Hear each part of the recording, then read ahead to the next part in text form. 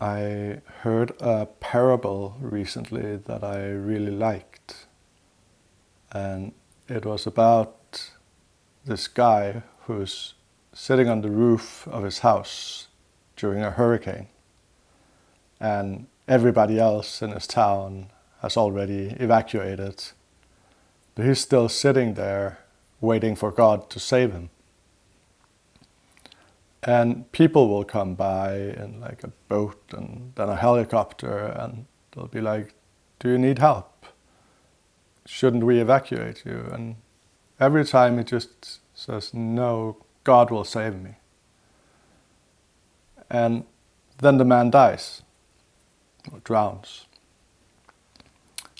And he goes to heaven, where he meets God.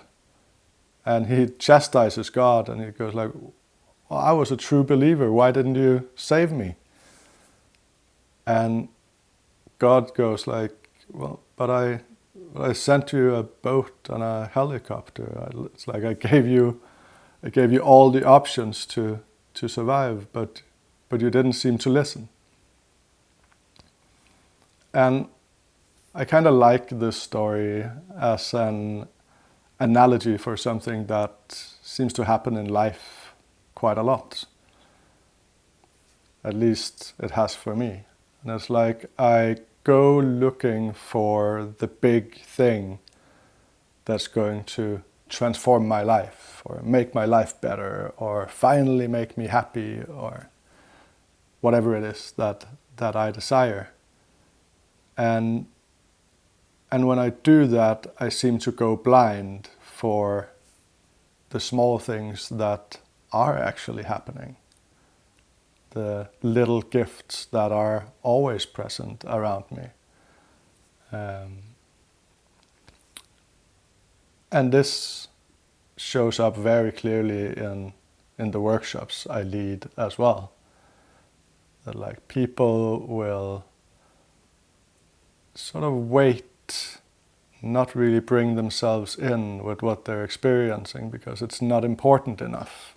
It's like it's not the thing that's going to change everything, that's going to make everything better. So we will wait until that thing happens. And paradoxically, it seems that the transformation actually very rarely comes from finding that big thing or figuring it out. It seems to come from staying with the impact, staying with the small things that are actually happening and bringing them into connection. So welcoming what's already there rather than looking for the thing that might be over the next hill or whatever. And then I find that this is something that the various relating arts practices show us really well. And a simple way of saying it would be that they show us that it's all already available and it's always available. It's not a thing that we're going to get somehow in the future. We don't need to wait for God. God is already present in everything. It's already there. And I've started to like the image of keeping the line open to God. And it's quite a visceral experience for me, where it's the opposite of the state where I'm kind of closed down around myself and I only exist in my own sort of limited reality where everything becomes about me and everything outside of me is kind of just my projections. I can't really seem to connect to it. It's like I'm caught up in my own complexity. And then it's like, can I stay in a connection to everything or God or whatever we choose to call the thing that is so big that it's hard to describe, which is not a thing. Can I stay with the connection to that place, that movement, while also being in my personhood, my complexity, and allow that to impact me, to move me.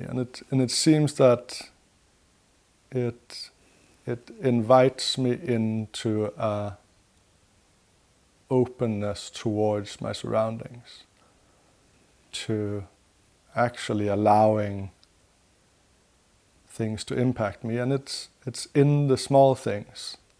Again, it's not like the major transformation suddenly happening. No, it's like, it's noticing that, like, oh, that thing you just said to me there, it actually hurts.